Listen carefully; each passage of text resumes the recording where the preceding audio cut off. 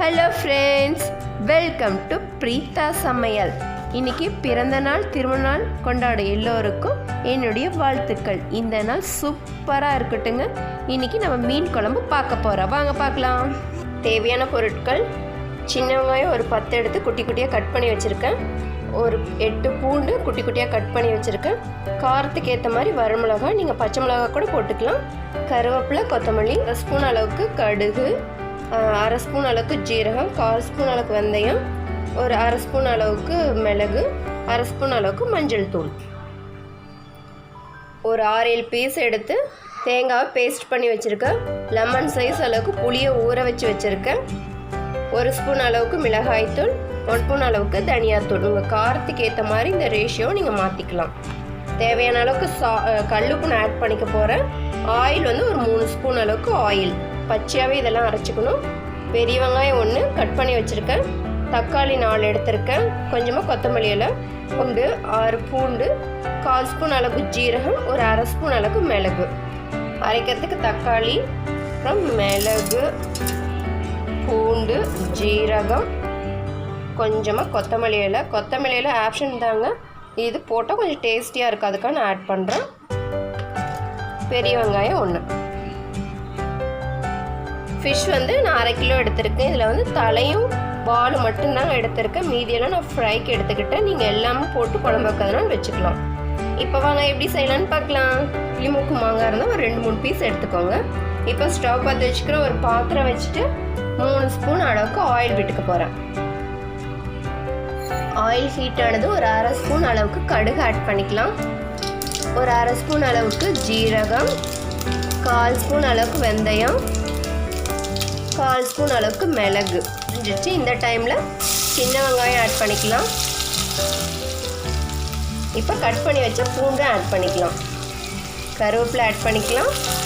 கொஞ்சமாக கொத்தமல்லி இலை, வரமிளகாய் ஆட் பண்ணிக்கலாம். இப்போ இது எல்லாத்தையும் நல்லா மிக்ஸ் பண்ணி விடுங்க. வெங்காயம் நல்லா பொன்னிறமாக வதங்கணும், அப்போ தான் வந்து டேஸ்டியாக இருக்கும். வெங்காயம் ஓரளவுக்கு பொன்னிறமாக வதங்கிடுச்சு. இப்போ அரைச்சி வச்ச விழுதை வந்து ஆட் பண்ணிக்கலாம்.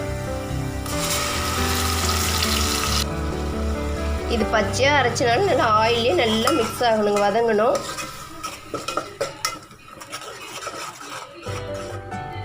வதங்கட்டும். இந்த டைமில் ஒரு 1/2 ஸ்பூன் அளவுக்கு மஞ்சள் தூள் ஆட் பண்ணிக்கலாம். அதையும் நல்லா மிக்ஸ் பண்ணி விட்டுருங்க. மிளகாய் தூள் ஆட் பண்ணிக்கலாம். கொத்தமல்லி தூள் ஆட் பண்ணிக்கலாம். தேவையான அளவுக்கு இப்போயே உப்பெல்லாம் நல்லா ஆட் பண்ணிக்கலாங்க. இதெல்லாம் நல்லா மிக்ஸ் பண்ணி விடுங்க. ஆயிலே நல்லா மிளகாத்தூள், இந்த அரைச்ச விழுது எல்லாமே வதங்கணும்.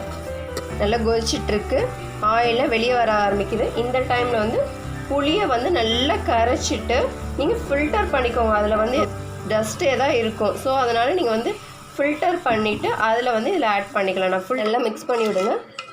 உங்களுக்கு குழம்பு எவ்வளோ தண்ணி வேணுமோ அந்த தண்ணி இதில் ஆட் பண்ணிக்கலாம். பாருங்கள், குழம்புக்கு வேணுங்கிற தண்ணியை வந்து நான் ஆட் பண்ணியிருக்கேன். இது நல்லா கொதிக்கட்டும். நீங்கள் வந்து நல்லா ஃபிஷ்ஷை வந்து நல்லா வாஷ் பண்ணிவிட்டு, நல்லா க்ளீன் பண்ணி கடையிலேருந்து வாங்கிட்டு வந்ததுக்கப்புறம் நல்லா வாஷ் பண்ணிவிட்டு மஞ்சள் போட்டு நான் எடுத்து வச்சுருக்கேன். நீங்களும் அது மாதிரி எடுத்து வச்சுக்கோங்க. தலை வால் மட்டும் நான் இதில் யூஸ் பண்ணுறேங்க.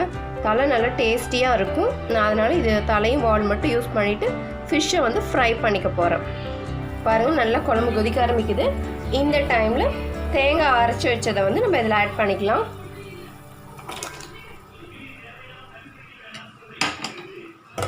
அதையும் நல்லா மிக்ஸ் பண்ணி விட்டுருங்க. இப்போ ஸ்டவ் வந்து சிம்மில் வச்சுட்டு ஃபிஷ்ஷை வந்து ஆட் பண்ணி, ரோகு மீனுங்க, சிம்லேயே வச்சிடலாம். ரொம்ப ஃபாஸ்ட்டாக வச்சிங்கன்னா மீன் குழஞ்சிரும்.